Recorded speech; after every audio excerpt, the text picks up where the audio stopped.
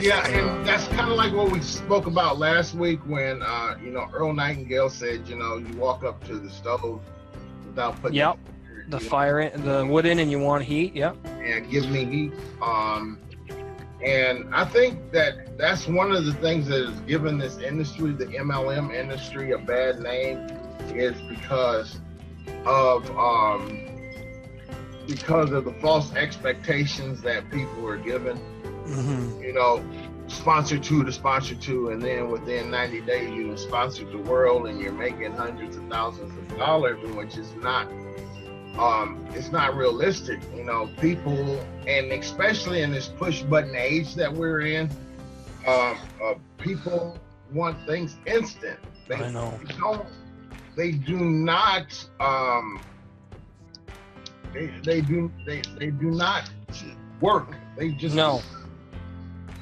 So they want everything on push button. Yeah. Right. Well, they want it handed over right to them practically. Right. Without any effort. And the problem with that is that, then it becomes too easy and you don't really get the satisfaction or anything out of what you did. And two, also, in most businesses, if you look at the statistics, and we have to look at ourselves as businesses too, is most businesses don't really break even until between fourth or fifth year. Yeah, 3 and 5 years. Right. Yeah, they're in the red. Even though you have money coming in, mm-hmm. You have money coming in, but you still got to back up and pay off all that capital That's and right. all that build up and all right. that. If you want a passive income, you have to go into politics.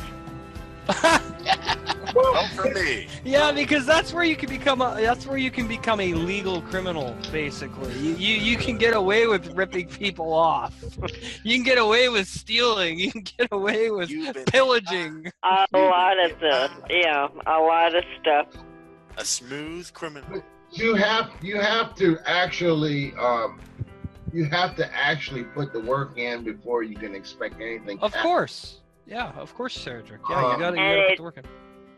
It's gonna trickle in. It's not gonna flood in. No.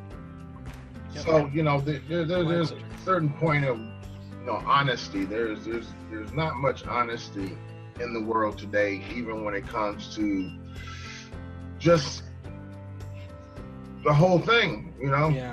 Politics, religion, MLMs, internet marketing. And if people are told up front, for myself, I tell people up front, I say, you know what, I just don't work with anybody. I want to see what kind of person you are, what kind of work ethic. Exactly. Are you willing to put the time and the effort in? And number two is, going back to the passion part of it. Is this something that you would do even if you didn't get paid for it? Is this something that you're so passionate about? We, want to get paid, of course, mm-hmm. but, is this something that you would do? Say, for instance, if you had $1 million in the bank, would you continue to do this? Oh, of course. I know we would. We'd all be here. The money is just part of the journey. It's a byproduct. Exactly. It's a byproduct of what we've created. So, believe me, if I was doing this for money, I would have quit a long time ago. Right. No, it's my passion. It's our passion. It's what we want to help the world's entrepreneurs by documenting our entrepreneurial journey and hoping that, helping people realize that they don't have to work a 9-to-5 job that they hate. Because, man, I don't know how some people do it. I would be in. I'm not even going to start. Those mass shootings, some of those people I can identify with, especially if they've been at a job they hate for 17 years. Because what happens is mentally you deteriorate when you're doing the same thing day in and day out, and you're under the constant stress and barrage of all that toxic energy that's out there, and you don't know how to guard yourself against it. It drives you insane. And working a job like that over and over and over that you cannot stand, that you absolutely loathe, that's not a way of life. That's not a way to live. Yeah, you're paying your bills. Yeah, you're paying your rent. Yeah, you're making sure that your kids have food, but at what cost? And cost to yourself, because what kind of father can you be? What kind of husband can you be? What kind of friend can you be if your mental state is in such disarray because you absolutely are sick and tired of the daily grind of, man, I'm only making this much money, and you're making just over broke. That's what job means. That is the definition of a job, just over broke. And how can you get anywhere like that? So when you read about people opening fire on their workplace, I can understand, because there was a couple times when I almost got to that point. I felt like that a few times, I should say. And because I was working at McDonald's, I was there for 3 years, and I was like, you know what? I said, if I don't get out of here soon, bad things are going to happen. So, and that's the thing. I've never been able to work a job where I've got to deal with high stress and high pressure to produce. But in this business, it's different. In my business, it's different because I want to produce results. These are results I want to create, and I'm willing to work hard for these results because it means something. It's fulfilling. It's producing. It's helping people. It's inspiring hearts and minds. It's, flipping 600 burgers an hour, that's not helping anybody. That's just making people fat. That's all that's doing. And so it's very different. It's different in the energy of it's different. There's so much polarization between being an entrepreneur and being an employee. And I think a lot of people confuse hard work with drudgery. They confuse hard work with a painstaking process that they simply just cannot enjoy, and that's not the case, because I enjoy working hard on what we do. I enjoy on bringing you guys good stuff to talk about, helping you mastermind and learn stuff, and learning from you guys. I mean, this is all give and take. This is all mutual. So it's a lot different. And at the end of the day, when you look back on your day and you see that you've actually accomplished something to help someone, and to be able to create,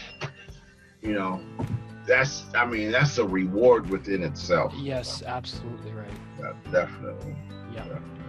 Yeah.